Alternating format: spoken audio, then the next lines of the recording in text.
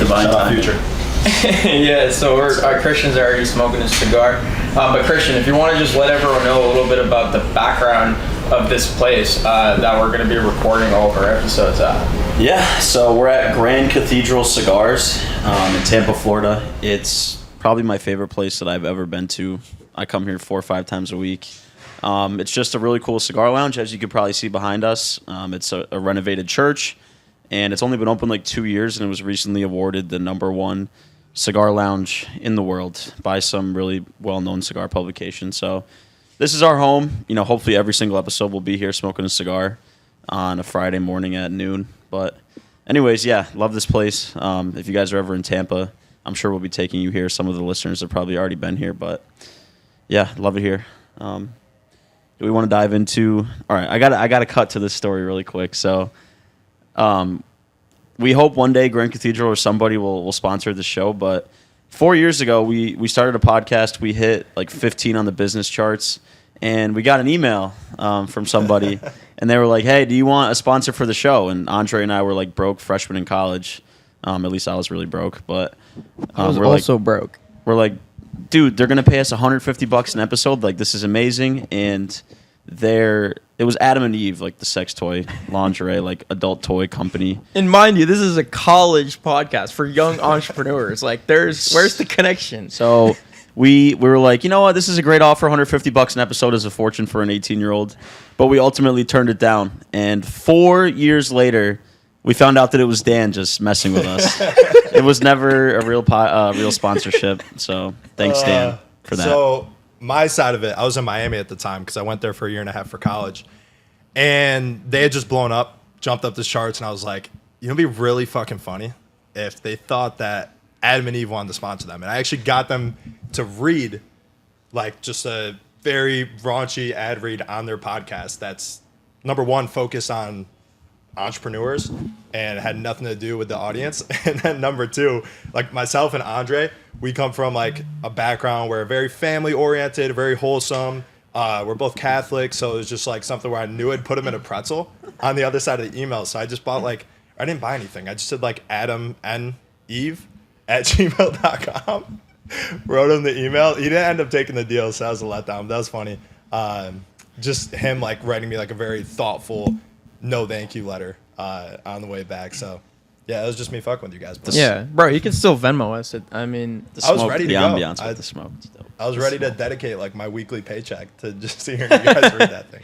All right, so we're gonna jump into the episode. This is gonna be an interview-styled show, and so we have 3 co-hosts. We're probably gonna be rotating some episodes because we're all traveling and we got things going on. But now that you know some backstory about the co-host, we're going to dive into the first guest for today's episode, which we're super excited about. He's actually the man behind the camera, so I always thought it'd be a cool opportunity to bring Scott into the forefront, especially for our Genesis episode, to talk a little bit about his story, how he got here, how he fell in love with video and production. And if you're watching this, you're already seeing like this is a pretty sick setup, and we want to really be able to have that without someone like Scott, who's got a lot of background with this type of work. So we'll bring him in. But just so you guys know, like, and correct me if I'm wrong or add to this as well, the theme of the show is really to be more of a lifestyle show. Yep. Dan, Christian, and I, we probably spend 10 to 12 hours a day locked in our bedrooms running different businesses. And so this is our opportunity to kind of get out of that setting on a weekly basis, get into the cigar bar, and have some really cool conversations and kind of share a little bit of insights of what our lifestyle looks like, and also bring guys that we look up to that have accomplished really cool things, not just in business, but in sports and in different areas of life. So it's going to be a wide-ranging show. We're going to try to keep it super casual and authentic and just see where it takes us. So anything to add? Yeah, no. I mean, I think it's always good to have a mix of business and give you guys value and just keep it lighthearted and funny.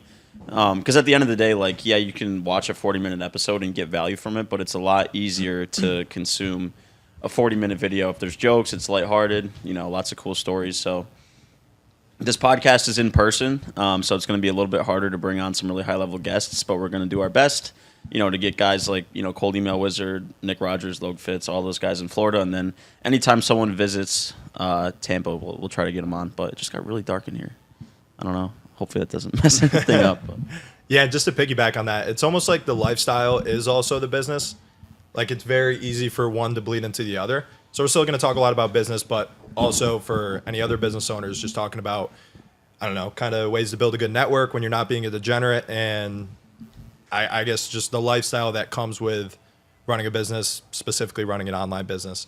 But yeah, hyped to have Scott on. I know that we said Daniel was going to be our first guest. He's actually back here in the soldier suit. You can see him. But yeah, man, excited to be talking to Scott here. Yeah, Scott, get in here, bro. Come take a seat. All right. Let's go. Scott enters frame from stage left. What's going on, Scott? What's up, guys? All right. I guess to start it off, just intro yourself, your backstory, where you're at now, how we met, because I think it's a pretty cool story, and what you're up to lately. How did we meet? Am I going to forget our love story here? Client Ascension. Yeah, obviously. So, what's up? I'm Scott. I'm the video guy, I guess, on Twitter, as most people would put it. So, just doing a lot of video stuff. Obviously, we're here producing this podcast. Want to give a shout out to the boys for the opportunity to do this for them. It's always super awesome to be able to do stuff like this. But yeah, I was grateful enough to meet all these guys through Client Ascension. And it was really just like, I didn't think I would have ended up doing stuff like this, honestly. I recently moved down here, probably like only a month or two ago, to kind of Chad scale this kind of stuff up. So yeah, we're here, we're doing stuff and ready to answer some questions and talk about who knows what. Yeah, dude. Poor me, dude. I'm like sandwiched in by two Chads right now. Whole man spread. Like, what? This is the. We're actually brothers. A lot of people don't know that. Yeah, you guys will get into talking a little bit about that relationship, but yeah, this got to be like the worst seat in the house. But anyways, dude, yeah, super cool to have you on. My question, I always like to go back to where it all started, and we talk about this a lot behind the camera, but for those who don't know, like, where did your passion for video originally start, and how did that lead you to where you are today? Yeah, so it started off as photography. I was really bored one day. I guess the backstory is that my parents are split, and my dad was like, I would spend time there, and they live in kind of like a pretty like rural place in Minnesota. For people who don't know where that is, it's basically Canada. So I was just bored one day, and I was 12 or 13 years old, and I was walking around the house, and there was this like, what's the swearing policy on this, by the way? Just like kind of send it. Encouraged. Okay. Well, I was walking around the house and I saw this, what I now consider like this piece of shit camera. I found like this old Nikon that was sitting on the cabinet, and I was really bored, so I just picked it up and I just started like taking pictures with it. I had no idea what I was doing, but I feel like some people are lucky enough in life to just stumble upon things like that.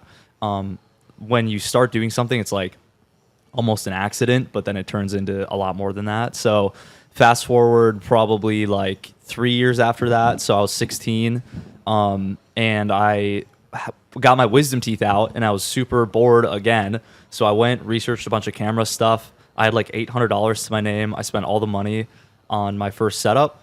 And then I just started getting my hands dirty, and I had no idea what I was doing. My first video was absolutely awful. And then, yeah, it just kind of snowballed into this, where I've been lucky enough to have this has turned into my career, essentially video and creative art stuff. And it's brought me to many places across the country. I've gotten to meet a ton of people. I've gotten access to events and things that are crazy. Like I've shot parties. Yeah, Events. I've shot for NASCAR. I've shot for Samsung. When I got into it, also was my bridge to online business. So I've been able to work with people from like Germany, Sweden, like all over the US, and yeah, it's just been really awesome. So now we're here. Crazy. So I want to bridge to the moment that led up to you joining Klein Ascension and then ultimately ending up in Tampa? Because I feel like a common thread is always like, oh, I love video. Like your background's like, oh, I love photo, I love video. And a lot of people, pick up a camera, pick up a microphone, start writing songs, play piano, whatever it is. I feel like a lot of people get that skill and that passion and they never really follow through on it. So talk me through the two moments where you kind of had a leap of faith. Like one, joining Klein Ascension with 2 different credit cards. And that's just crazy to me. Just don't do it. Like right there, the majority of people would say, oh, I can't afford this, I'm out. And you probably would still be in Minnesota right now if you said no in that moment. And then 2, packing up, selling everything, driving to Tampa and being around all of us. Like walk me through those 2 moments because I feel like, making those decisions are what ultimately leads you to a full-time video career as opposed to being in Minnesota doing whatever else. So, yeah, I think you're right. I've found this pattern in my life. I can probably point out I think this is like probably the third or fourth pivot, like major pivot I've made. So I've found, at least for me personally, but I'm going to guess that this would work for a lot of people, is that when you put yourself, I wouldn't even say put yourself against the wall necessarily, but when you kind of, like, everyone goes through life and they have bridges like into the past and things they've done that they could walk over backwards at any moment. And I find that when you essentially cut those ties or like burn those bridges, or people say like burn the boats or whatever, that you have like this clarity in moving forward in what you're doing. So I'll give kind of like a longer answer and then a shorter answer. The first time I did that was when I dropped out of school in college. I had like $100,000 scholarship, and I ended up doing the same thing. I basically packed up everything I owned, and I moved to Colorado, and that was like the biggest phase of growth I've ever experienced in my life. And so I figured, like, why not just do the same thing? Like, basically pack up my stuff, come down here. But that wouldn't have been possible without Klein Ascension. And so the Klein Ascension thing and joining that is relatively similar, except it was more of a financial thing. So, of course, it's like an online program. You don't have to move to Tampa or do anything like that. But I figured that, I'd never done coaching before. The fee to enter was essentially an amount that, like, I knew I could make back, but it was very uncomfortable. As Jay would tell you, it took me like 40. You said you were shaking on the call, like entering your card. Shout out Jay. We forced him. No, we didn't. But I'm super glad I did it. But essentially, so I find that when you do things like that, so in this example, I wasn't necessarily moving somewhere, but I was making a commitment. Like, you just make a commitment to moving forward and what you're gonna do.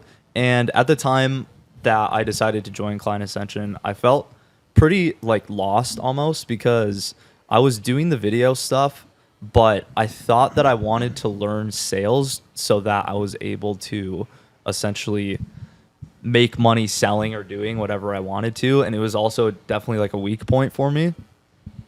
And at the time I was making like $3K a month, which I knew that I was worth, like, my time and my experience was worth a lot more than that. So I thought that by joining the program, I would be able to, and this is true, this happened, but the thinking is that, okay, I'm going to join this program.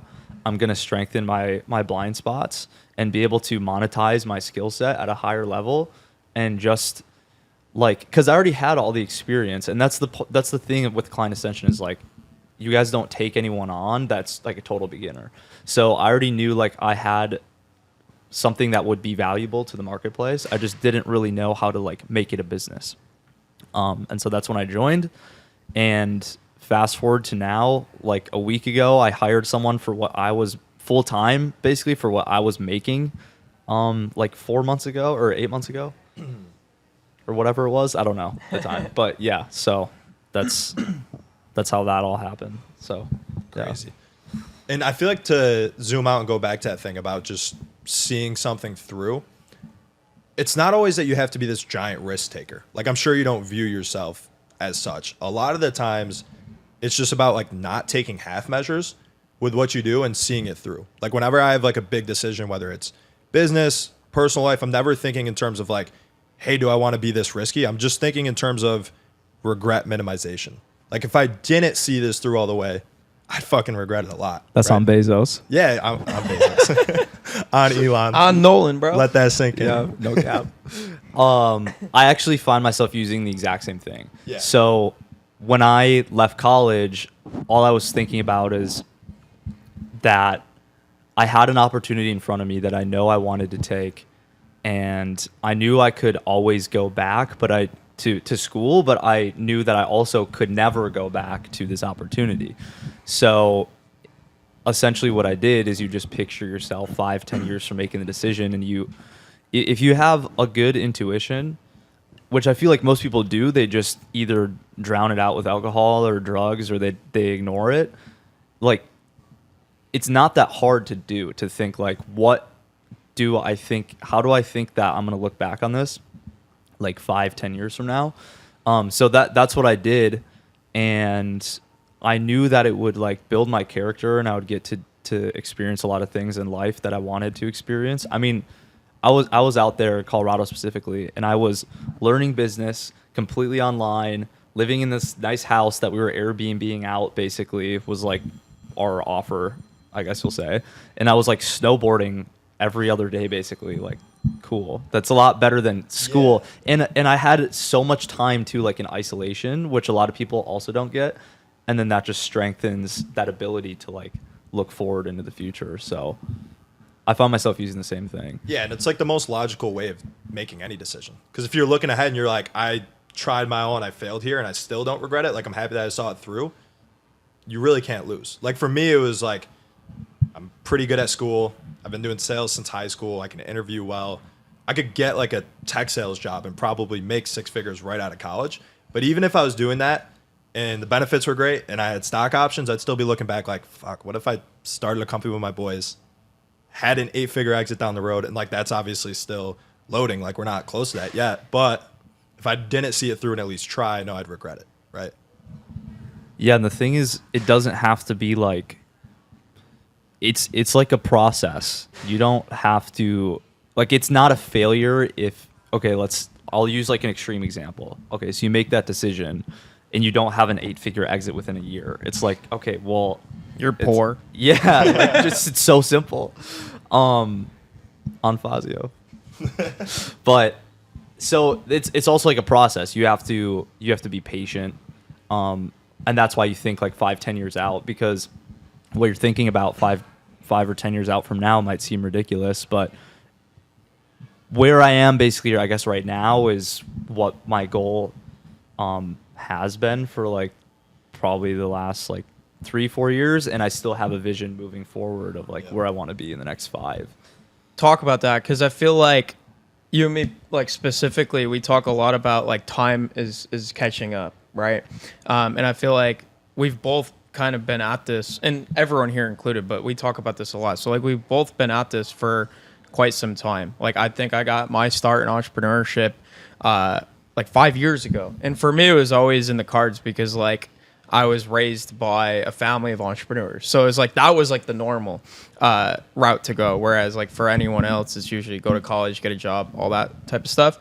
But I feel like we talk a lot about time catching up and having like the patience to see it through. And that's not always easy. Like looking back for me specifically, like through the journey, there's been so many different like failures or shortcomings or like things that I thought were going to pan out but didn't. And now we're here. So like talk about how, because you've kind of shared already a few of the experiences. You were in Colorado, you were in Scottsdale. Like talk us through like what kept you going when those things didn't necessarily pan out that got you here. Because I feel like people go through like those trials and tribulations and it gets to a certain point where they kind of fold. And so how do you not fold? There's like 100 different ways to answer it, I guess. The first, I'll try to like compartmentalize it. So the first thing is, obviously I really enjoy doing like video and the creative stuff. So that was more of a matter of just figuring out, it's like something like you say, okay, I can picture myself running this agency basically till you die or whatever. So you finding something that you enjoy doing and that you're good at, and is you can make money from. So that's like the first thing. It's kind of like the trifecta, right?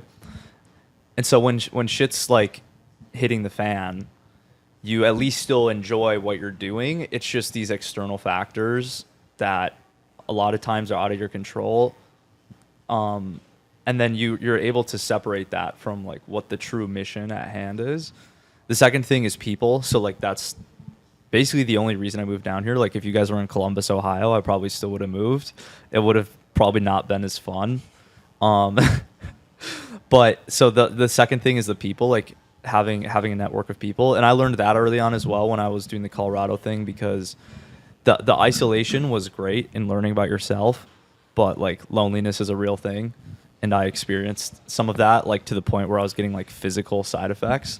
And so I learned that lesson really early on too, is that going through this stuff with a group or network of people around you is super important.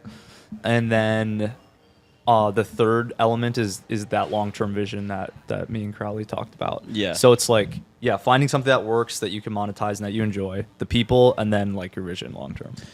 Yeah, so for me, I have a really, I don't even know how to explain it, but like I got to college, I was going to go for accounting, get a Big Four accounting degree. But for me, the thought of sitting in a formal interview with like some exec and going to work at a Big Four, New York City office was scarier than just doing what I do now. Like for whatever reason, I don't know if I just had like relentless optimism or what it was, but I always knew, like even when we were running a business and didn't get paid for 2 years, just working for free basically, I always had the thought in the back of my head that this was somehow going to work out. Like a lot of people, I graduated, I got a 4-year degree. Like a lot of people either, like Scott, dropped out and went all in, or graduated and just got a job and then came into entrepreneurship. Like people ask me like, what was your experience in business like before you started your own company? And I'm like, I worked at a frozen yogurt shop in high school. Like this, I got a 4-year degree, and still the only option I saw for myself was doing this, even though it took 3 or 4 years to pan out. And I think the reason that I was so willing to be patient and keep at it is because I was with guys like Andre and Dan here who, we were all in it together. If I was doing it by myself for 2 years, there's probably zero chance that I would have persisted and actually made it work. And I probably would be working a job right now somewhere up in New York, going through another brutal winter. I've got a question for you. Okay, yeah. The frozen yogurt shop, how enjoyable was that for you? Dude, honestly, it was so like a Saturday shift would be like 11 to 6, and almost nobody would come in, and you couldn't be on your phone. So I would just like sit there like reorganizing the sample cups like 20 different ways. But I did get free frozen yogurt, so that was like fun. I don't know.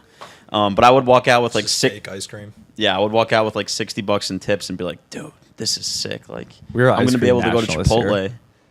Yeah, I don't know. It was a good job. But anyways, I want to pivot into, so like for me, Andre and Dan have kind of been my community and the people I've been able to work with. And like whenever I'm working by myself in my room for like an extended period of time, I get anxious, I get overwhelmed. But as soon as I'm around somebody else talking it out, working with them, I immediately calm down and get back into my zone. So I feel like the number one hurdle for anyone out there that wants to get into online business and wants to start their own thing is like finding a community of people that they can rely on and talk to and, get support from. Because, if you're working from your hometown at a 9 to 5, like you're not really around anyone that shares that mindset. So this is a two-sided question for you. Number one, how can somebody find that group of people that they can kind of rely on? And number two, like where did you come across like Twitter and all the people that we work with? 1, join Client Ascension, and 2, join Client Ascension. That was not planned. Well, all right. Okay, so for number 1, like the answer is kind of actually like join an online group, find coaches, like go on like Reddit or something. Just like find people that, and it's not that easy. If you're in, so I'm from Minnesota, and I was in like the cities area. Like I wasn't like in the middle of nowhere, but at least specifically up there, like a lot of it's Fortune 500 stuff. So no one was really like there's people that have their own business, but as someone who's like 23, it wasn't that common. Yeah. So use the power of the internet to find people. Another one I like is just like you guys talk a lot about like parasocial relationship and stuff. It's really a real thing. Like I have basically feel like I have mentors that I watch like on YouTube. So we talk about Patrick Bet David all the time. People like that. I used to watch Graham Stephan when I was in Colorado. That's how I learned about like credit cards and like all this stuff. So have like two-way conversations and meet with people online, and then also just pretend like you have mentors, I guess, for people that you trust on YouTube and stuff just like to that. cut in, like whenever somebody hits me up like, yo, how are you running an agency like at your age, you know, fresh out of college, and how do I get started even thinking about doing something like that? My answer is always join Twitter and follow this list of people, because our side of Twitter just makes this kind of lifestyle and business model like the normal. Like, we all run our own businesses, we all work on our own time, and it's become, once you're indoctrinated into it enough, it's just the normalcy for how business goes and how things go. So I guess, you know, my advice to someone that's starting out is always to hop on Twitter and just follow people. But yeah, I feel like the hardest part is just getting to that point where you actually see a clear path of like monetizing a skill. Right? Huge perspective shift for me too when I joined Twitter. Yeah. So I want to give a special shout out first to John Luke and Sam Thompson. They're the ones that got me on Twitter. I've been on Twitter for 8 months now. I joined in the beginning of March. And I was like, this sounds like the dumbest idea ever. Why would I join Twitter? They're like, just post your videos. Yeah, people bro. think Twitter's I'm like a dead platform now, but it's alive and well, especially with Elon. I'm like, okay, fine. So I start posting my stuff, and fast forward to now, it's my number one source of business, essentially. I never thought that I would have joined, I would have basically sold like 6 figures worth of my own product on there to people I've never met in real life until this weekend when the Client Ascension event happened. But so yeah, that was super crazy, but complete perspective shift, because when I came into it, I just had the superficial goal of just trying to make 6 figures. I was like, oh, if I can make like, what is it, $8,333 a month, or 10. If I can make 10K a month, like I'm gonna be like a god. And then I started watching like Sebastian Georgiou and like was on Twitter, and I was like, if I don't make 30K this month, I'm fucking homeless. Like, You're poor. yeah. So It's like his Black Friday video. He's like, if I don't make 50 grand the next 2 hours, I swear to God, you're like, holy, there's levels. Yeah. So last note for me, I just feel like once you're, sorry if I'm hogging it. no, that was just Also, I'm just going to put a Yeah. quick caveat on that.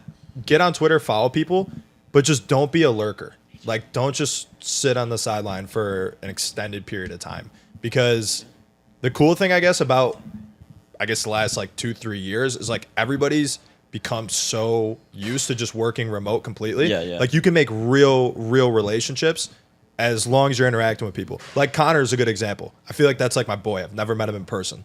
And we came across him on a sales call. He was like, yo, you guys do performance-based work? I do performance-based work. We started Client Ascension. I was like, we need another closer. He came on, and now like we're going to meet him in Portugal next week, which is aside from the point. But like, you can have real relationships started now.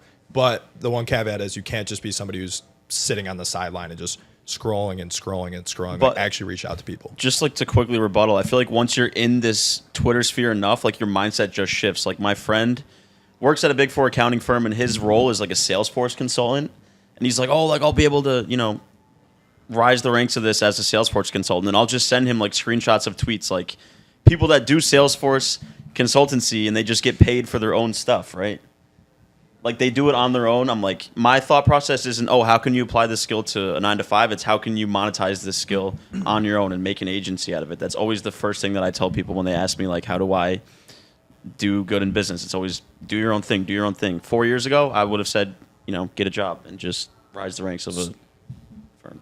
I was going to say, I think there's something to be said about, like Dan just referenced, like the last 3 years and the shift that it brought to like people's perspective of like, oh shit, like it was a reality check, right? Like, I need equity, like I need ownership in something, because if I don't have that, I don't have control, no matter my skill sets, no matter my experience, no matter my network.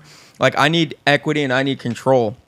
And Naval, who's super popular in the space, and he's someone that I followed on Twitter for so long, he always talked about this, and it was not making total sense to me, like at the time, 3 years ago, but now it's so perfectly clear. It's like, the gig economy is here. And if you have a skill set, if you can bring value, especially if you could bring value to a company like a Fortune 500 company, like imagine the value you can bring to small businesses, and then venturing out on your own, doing your own venture, it just becomes like you have the ownership, like you have the freedom to make your own decisions. It makes too much sense not to. I've also got to go, guys. I got to actually manage the sales team. So Guy's got to do some actual business. He can't just. I can't always be partying cigars on a Friday. You know, you gotta get to work. We're back. Yeah. So to kind of switch gears here, you guys were talking a lot about like finding a community online and like how does that happen, right? Because you mentioned like Columbus, Ohio. Like say you're someone in Columbus, Ohio. Like that's funny because I was from Binghamton, New York, and if anyone is listening that's not family or friends that knows what Binghamton, New York is, I'd be surprised. And so like I was from that small town where I was very fortunate to have family that were in entrepreneurship because they were able to show me that path. But it was also on me to seek it out. So Christian and I, when we first got to college and we were surrounded by all these people that were so concerned and caught up in what was being discussed in the classroom, that like really irked us. And we wanted to seek out knowledge from people that were having success outside of the classroom. So get this. When I was in college for one semester, you know what my major was? Entrepreneurship, which is like, God. dude, that's such like. I sat in a marketing class in college and worked on my marketing agency. I would look up from my laptop, see the professor talking about consumer surveys, and I would just look back down on my laptop and go back to work on my marketing agency. I got an A- in the class, and I probably paid like 5 minutes of attention the whole semester. Yeah. So if you're listening, go into the show description and fill out Christian's survey that he has for you guys. Yeah, no. But just to pivot, we're on the topic of people breaking into this world of online business. Everyone, I feel like if you're at a 9 to 5 or if you're just working a regular job, you're like, why the hell would anyone care about what I have to say, right? Like if you're just starting out, you don't have maybe you have like a skill in your business that you're working at. You're like, oh, if I tweet something, no one's going to give a shit what I have to say because I'm not experienced. And I feel like if you just lean into, like Andre started his Twitter account and his whole theme was like starting from scratch, scaling an agency in public. If you lean into the fact that you are a beginner and you just engage in conversations on Twitter and post your learnings and, I signed a client, and then people are going to be like, people can actually relate to the fact that you're a beginner more than the fact that you're $1 million agency owner, because a lot of people, just like you, are just starting out. So if you sign a client from cold email or a referral or your network and you post that online, a lot of people are going to relate to that and you're going to build a following over time. So I guess how can, somebody just kind of carve their way into a brand online even if they don't really have a skill set quite yet? So the first thing is, even if you are, if you're not like super experienced yet, as I guess like bad as it sounds, like you're always like valued, you can be valued for labor. Like just offer something. Like it doesn't need to be super specialized. Like we were talking about, like you were doing the frozen yogurt thing. Like I was a busboy when I was 16 and I knew how to make videos. I knew how to make like videos still better than like probably 90% of people at 16, but I was still a busboy for like 2-3 years. And so the first thing is just like going out and providing some sort of value, even if it's not specialized yet. And then the whole thing is getting paid to learn. So I don't think I've ever really had a job where like I'm getting paid, but I'm not learning anything. Like even when I was a busboy, like I was learning customer service. I was learning how to work really hard. I was learning how to show up on time and like, I guess like work with people that were a lot older than me, and not being like, hey, fuck you, bro. Like, you have to like, it takes practice. And so that's the first thing. The second thing is just by stepping out and doing online business. What do they say? It's like if you've made like $1 online, that's more than like 99% of people or something, because most people just use the internet and they pay as consumers instead of creators. Yeah, so it's not like you have to be ripping like these $10,000 to $30,000 months and like, okay, you're just a beginner. Like most people don't make $10K a month at their job. Yeah. So like, yeah. I guess does that kind of answer that a little bit? Yeah, and I have like, from our experience with the podcast, I think another thing that people have to understand, like, if you're just getting started, like, on the internet, like, lean in, like Christian said, lean into the fact that you are a beginner. Like, I feel like a lot of people come in and they try to, like, put on this front that they're, you know, this big shot and they know more than you, when really they're just getting started. And I don't think it's an ego thing. I think it's more because they feel like they have to, because they see all these other people that are having the success and know their shit, that are sharing value, and they feel like they have to kind of mimic what they're doing. What worked really well for us with our podcast, like our initial podcast, Real Talk University, the whole theme of the show was like, we're the host, not because we're qualified to go out and ask these guys questions, but because we simply are in the position that also our listeners are in, which is we just want to learn from people that have had success. And so we use that. In almost every episode, we mention the fact that we're here to learn and ask the questions that we know our listeners are also probably thinking of asking, and sharing with that. So, like, I think a big part of starting online, especially like a brand online, is leaning into the fact that you're a beginner. Because, like, for example, I kind of am on the contrary to what you guys have been talking about in a way. Is like, I think you need some experience and skill set before you start to build a brand. Like, I don't think if you're just getting started with entrepreneurship, I wouldn't advise you to go on Twitter and start posting. I'd advise you to go out and learn a skill set. So, like Christian, you mentioned, like, when we first started my Twitter page a year and a half ago, like, I had 4 years of experience in entrepreneurship before that. Not to say I had success, but I had a lot of stories and learnings that I could then provide value in 200 podcast episodes that I could tap into. So it wasn't like I'm just going to start this Twitter page and this is going to be my entrepreneurial journey. Like, there was real experience for us to tap into. I think that's important. So I would prioritize before personal branding or content or anything like that is go out and learn a skill set. Yeah, that's valid. Yeah, I suppose we didn't discern the two. That I also agree with that, because I was in the same position. When I got on Twitter, I had been like out of school and doing my own thing and learning entrepreneurship stuff and making videos for like five years at least. So for me, it was really easy to just start like monetizing on Twitter because I knew what I was talking about, and it was obvious that I knew what I was talking about, and that the videos people were noticing the videos I was putting out. The thing with the I guess the reason I was saying the labor thing is like, because it doesn't mean you have to be like posting, like, I'll use the busboy example again, like, I'm bussing tables at like whatever, like, but before, like, as you're building, like, it's okay to start out just like offering like brute force value in terms of that. And I think the tipping point is like getting to the point where you have a skill set enough to actually bring it to an audience and grow a following. Because, you know, like, I always keep going back to this example, like, oh, I don't know any skills. You just have to like pick. I always say, if you're I grew up, I was good at writing. I did well on like the English part of the SAT. I'm good at grammar. I turned that into, you know, writing tweets and writing cold emails and just turning it into a career of copywriting.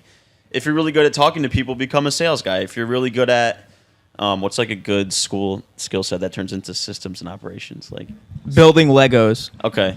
Andre grew up building Legos and following Lego manuals, and now he builds SOPs, which are like written tutorials. Manuals. Yeah, he designs all of the systems for our business. So like, it sounds really stupid, but if you have intangible skills that you grew up with, he picked up a camera. I was good at writing. He liked Legos.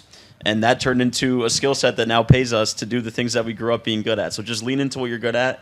Turn it into a skill set. It's going to take a long time. Like, what was it, like 6 months? I spent 30 minutes a day, like, writing in my notebook. I would look through old newspaper ads and just rewrite them in my notebook to pick up how to be good at Ogilvy. I learned how to become a good Don Draper, a good persuasive writer, and it took a long ass time, and eventually it worked out. So. Yeah, just to piggyback on that, and I have a question for Scott, because I feel like we haven't asked a question in a little while. I just want this to be a conversation. Yeah. So going back to like the content aspect, right? Like I'm a big Gary Vee fan. Obviously, like I'm wearing the V Friends merch, and Gary Vee was the guy that really helped me to get started. And I think it comes down to like what he talks about, which is the best form of content marketing is simply documenting what you're doing. So if you find yourself having to like sit at the computer and think of content ideas or think of tweet ideas, you're doing it wrong. I think our most viral tweets and our most viral forms of content have come from building, right? Either Christian writing copy or sending out an email campaign or me putting together a new system in our agency and then going out and sharing that with people in the form of content. And I think that's where people miss the mark as well. Is like you have to, again, be out in the world building things and doing things and working towards something to then go out and share value. Because otherwise you're just going to get drowned in the marketplace by other valuable content. And I talked about this yesterday, which leads into my next question. I promise you there's a question here, which is we're now getting into a time in the internet where like content marketing is becoming talked about like more than anything else, right? Like Daniel on stage waged war against paid ads. I've right? been waiting for this moment my whole life. So Scott's been preparing. And so for people out there that do have the skill sets, do have the experience, do have the know-how, let's get into some more advanced conversation about content marketing and how to leverage beautiful video and high-end production to stand out. Yeah, so I'm definitely more. I have a lot to learn, honestly, about kind of like what Logan and Nick talk about in terms of like optimizing socials and distribution and stuff like that and gaining traction.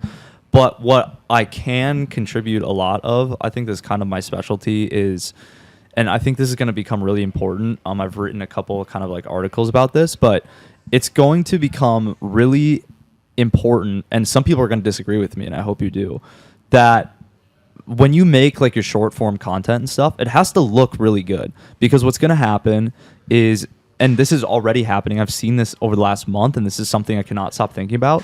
All short form looks the fucking same.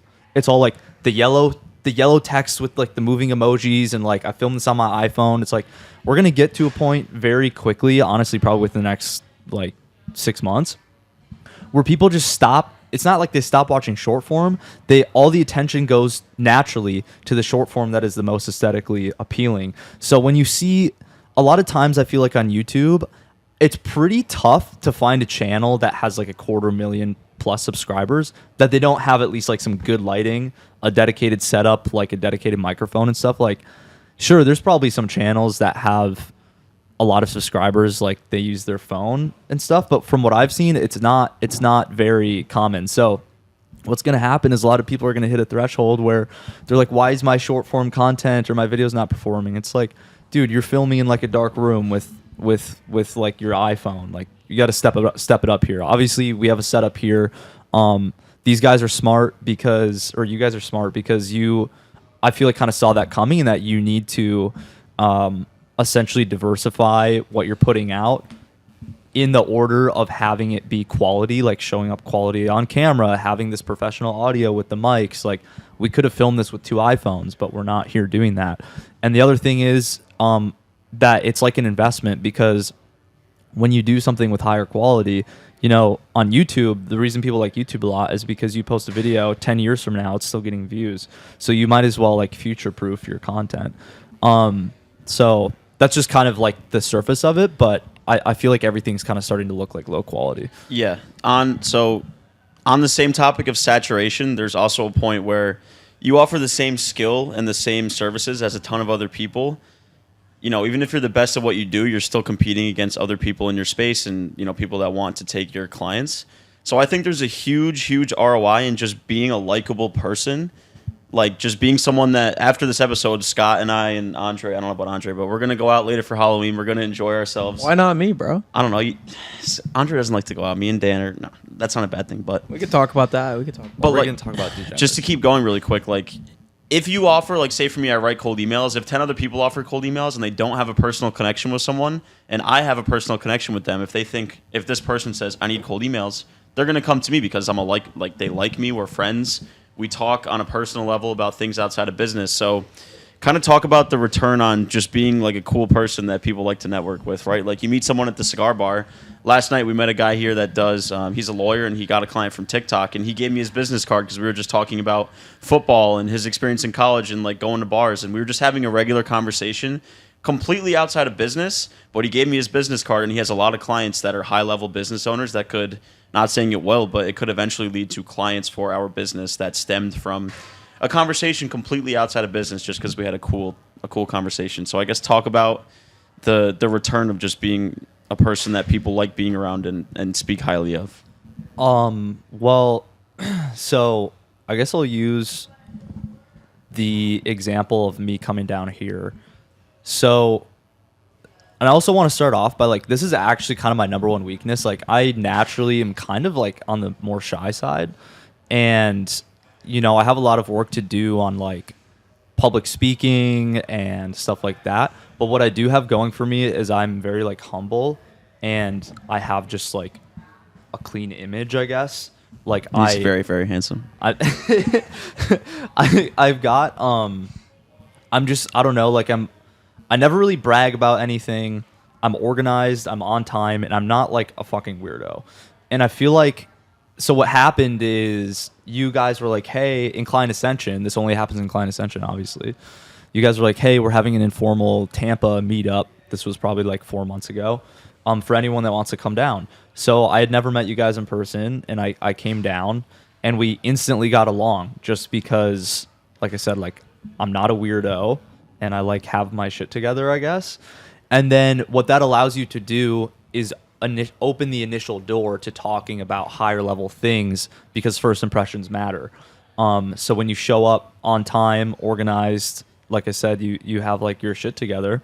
What that allows you to do is talk about now. So fast forward like a couple days when I visited, in like within 2 days, I went from not knowing these guys at all to basically talking about like the inner workings of their business, and then they were like coaching me up. Like pro bono, I guess. I mean, I paid to be Incline Ascension, but when you put in that effort and you just remain, like a lot of people talk about being the quietest one in the room, and I really like that. And sometimes it can be hard when you're talking about something that you know about or people ask about it. And you can speak up when you have specialized knowledge in something and coach people up, but I just try to be I try to be humble. I try to be like the quietest person in the room, and just show up, you know, organized and stuff, because that brings you ahead of like 99% of people. And then when you add on top of that actually having like specialized knowledge or being valuable, it's like game over.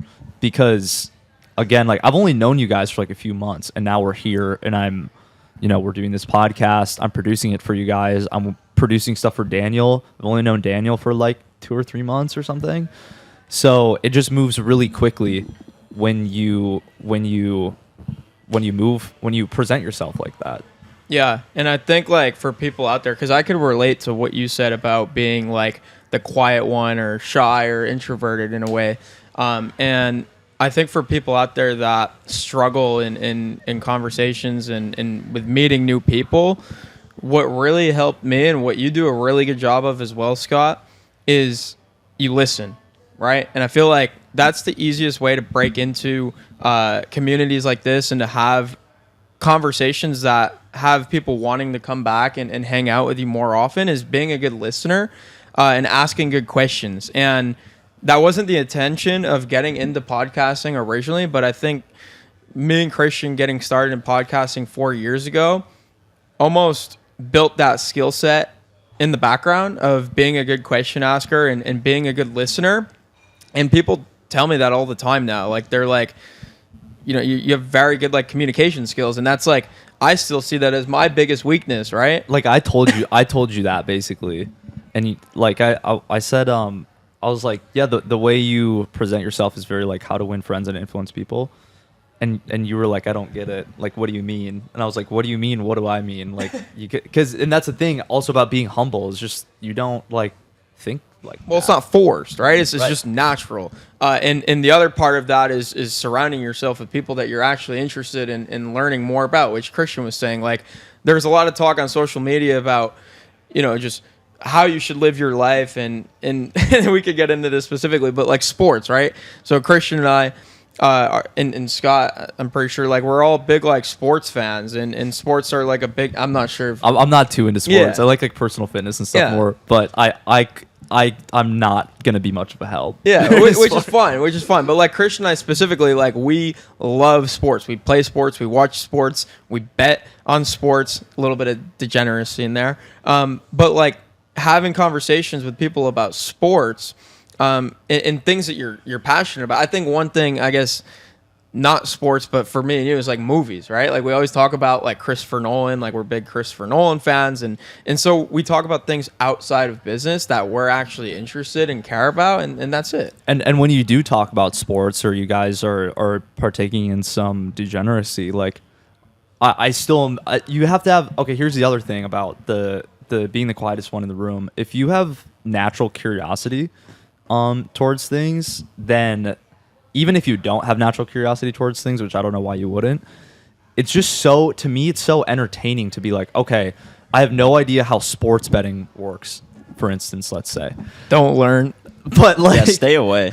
if I just sit there and I observe and I'm like, okay, you know, what does this mean? What does that mean? A lot of times you can relate it to other things that you do know, or like other things in life, like business, or taking a risk, you know, on some kind of like client, you know, maybe they don't have the money to pay for you. Okay, what's like the odds this is going to like work out, or stuff like that. So it's not, don't think so narrowly of subjects and stuff. Yeah, and the last thing I'll say on this is the biggest thing I've noticed is if you're around a successful person or someone with clout or social media fame or a following, don't switch up your personality just because you're around someone with like a higher level of influence or money than you. Like, say someone walked in, like say, I don't know, Tom Brady walked in behind me. I would try to do my best to be like, you know, how's your day, Tom? Like, how was breakfast? I wouldn't be like, Tom Brady, like, can you sign my shirt and let's take a selfie for my family and can I FaceTime my friend because he's a huge Tom Brady fan? Like, if you can maintain that same level of personality that you would have with your friend as you are with Tom Brady or someone really influential, that's going to go a long way, because people like Tom Brady, if you see someone in public,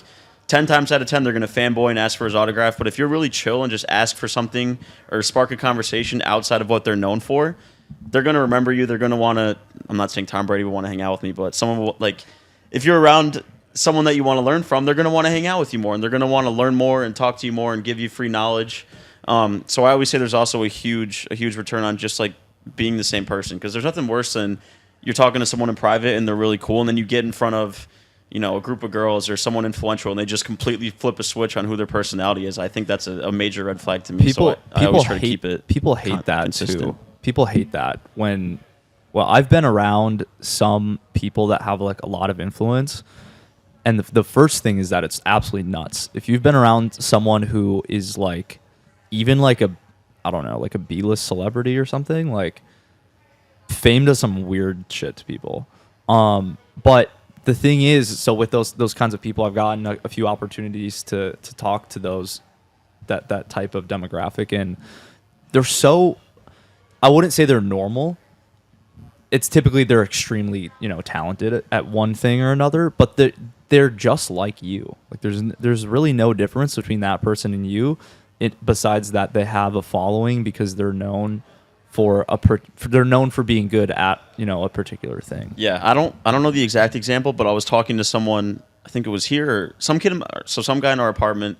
He has a pretty big YouTube channel. When I first met him, I didn't know that he had a YouTube channel with a lot of subscribers.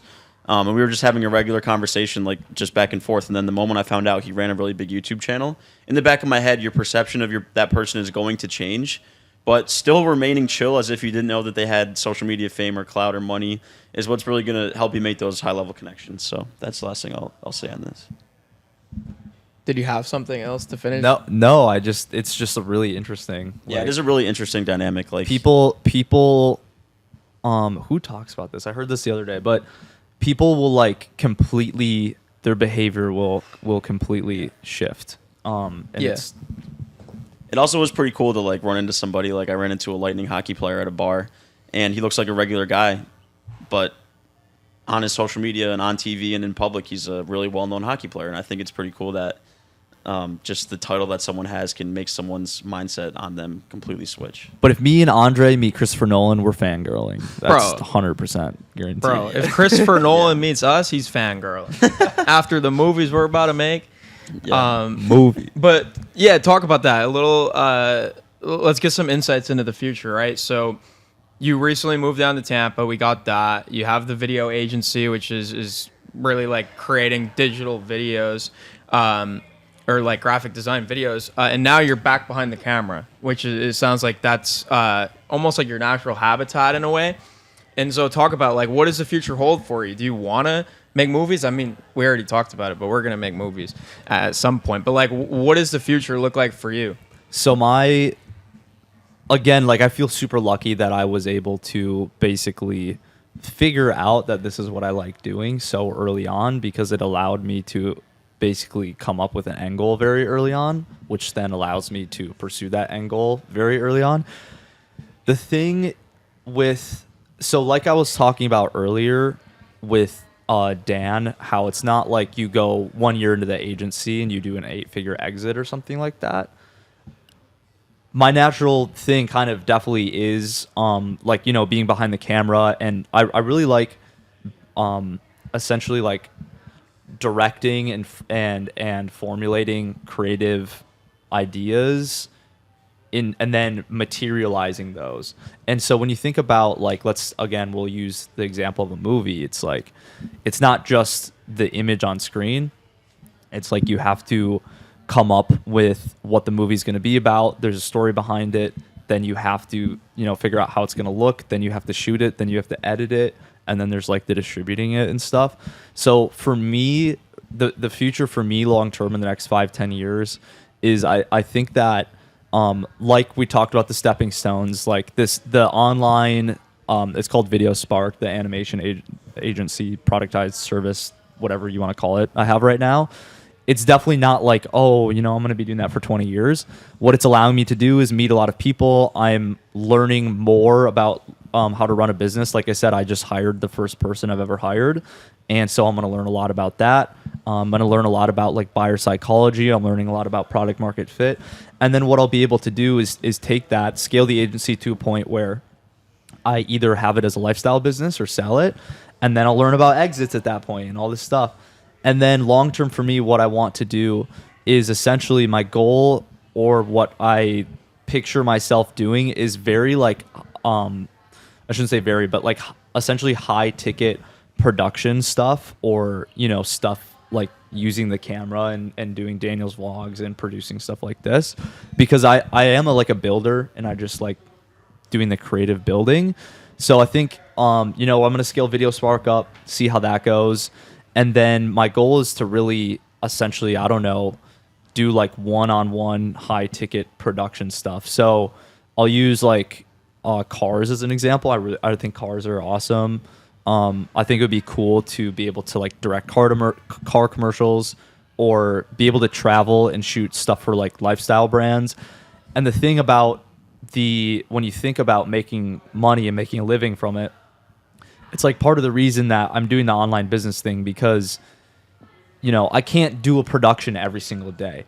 And so from a cash flow perspective, it's like, okay, well, you can do a production maybe like once a week if you have the lead flow or whatever. So you need to create, for me, the online business thing was one, a way to learn, two, a way to create consistent cash flow, which then allows me to fund stuff like buying the equipment for not all the equipment for this podcast, but, you know, camera setup and stuff like that. And I feel also as though there comes a time for a lot of people where they have to decide if their business is going to be like their main, you know, like livelihood thing, or if they're going to use it as a tool to basically invest the cash flow into other things, which is also very common. So I want to do that. I want to take that cash flow, invest into, you know, production stuff, growing my network. I want to get more into real estate at some point. I was actually a licensed agent for like a year. I've done a transaction that's interesting as well. But yeah, just long term, I want to, let's say like an ideal thing would be coming on to an Apple production as like a production consultant or like being a camera operator. But when you do it at a really high level, just like you can do anything at a high level, you get paid very well for that. And so that's how that is something that's viable to essentially make my living on in the future. Yeah, and I think I've got the question like, dude, what if tomorrow your business is just flopped and you had to go get a job? And my answer to that is always, aside from building a business, the skill sets you learn along the way, for me, writing copy, managing clients, growing a Twitter following, all these things are skills that can be replicated into a new business. So like, sure, business is risky, but the skill sets you learn along the way will pave the way for you to be paid for your knowledge and for your skill sets for the rest of your life. So I think that's a huge utility of running a business as well. That's been another huge appeal for building my skill set is I'm very anxious when it comes to like, okay, what if I make $0 from my business or something next month? It's almost like it's like too big to fail, right? Because I have experience in video production, graphic design, photography, creative direction, and branding. Like You'll figure it out. I've built like Wall Street like firm websites before. Like there's once you get to a certain point where you know so much, I think Daniel talks about this all the time. He's like, you just get to a point where you know so much it's impossible to not make money. Yeah, to not just wake up and win, really. Yeah. And like Christian said, like, and you mentioned Apple, like, dude, like your videos that come out of Videospark, like, they remind me of Apple commercials, right? And like having the experience of venturing out on your own, the number one thing that I think it does is it earns the respect of people that are in the position to make decisions like hiring you or partnering with you or wanting to work with you. And so just the fact that you took the leap of faith and you took the risk and you went out on your own to learn a skill set, like you're going to earn the respect of higher ups, and that network plus the skill sets and the experience you bring to the table. Yeah, it's impossible not to win. So the last question I have for you is kind of a deeper question, but it's like, what do you want to be remembered for? Damn. Wow. Take a few more hits. Being a degenerate at Cathedral Cigar Lounge. No. Honestly just the work that I do, in being like a product guy, if you will. I guess because my mission really is to, I suppose if we want to get like deep, a lot of the reason that I enjoy doing the video stuff is because I think it's really cool watching people's like reactions and stuff to what I'm able to make. So like the client ascension recap, like, you know, that hypes people up. And it's something, not only is it something I enjoy doing, but then getting to watch people react to that and be like, oh, you know, this made my day, or, you know, whatever it does. I kind of just want to be remembered for not necessarily me, but what I create, and then that can like live in people's memories. And really the biggest thing is inspiring people, which video is probably honestly the best medium for, is just inspiring people to like not think a certain way, but think in their own way. Okay, inspire them to do what's best for them, and remember things like, you know, the client ascension event or whatever. So wow, yeah. That was deep. I think that's a great way to end it. That was the first episode of Stick Talk. I think that's the name we're going with officially. Scott, it's an absolute pleasure to have you on. Appreciate it. Really cool conversation. I mean, we've known each other for a few months now, but I just felt like I learned a lot more about you and your motivations and what drives you, which is always cool, which is why doing a podcast like this, like that addiction in my brain now is coming back. Of like, we got to do more of this. Blitzkrieg episodes schedule. Yeah. So to end it, where can the audience find you, follow you, and see some of the work that you're doing outside of this podcast? Yeah, most of it right now is on Twitter at Scott C. Millard, SCOTTCMILLARD. And then basically same thing on Instagram. I'm starting a YouTube channel right now. You can find that just by looking up Scott Millard. I post a lot about it on Twitter. All my homies hate LinkedIn. Don't look for me there, even though I'm on there. But yeah. That's a wrap. Yeah, and real quick, we just started this YouTube channel. We just started this podcast, so please like this video, subscribe to the channel, and also we'll have links in the description for Christian's channel, my channel, Dan's channel, where we're going to have clips of all the episodes that we're working on and other forms of content as well. So if you enjoyed this, we'll see you back here next week with another guest. Hopefully Daniel's recovered from his sickness by then. Just so exhausting. It's so exhausting. But yeah, thanks so much, guys. Love you. Love you.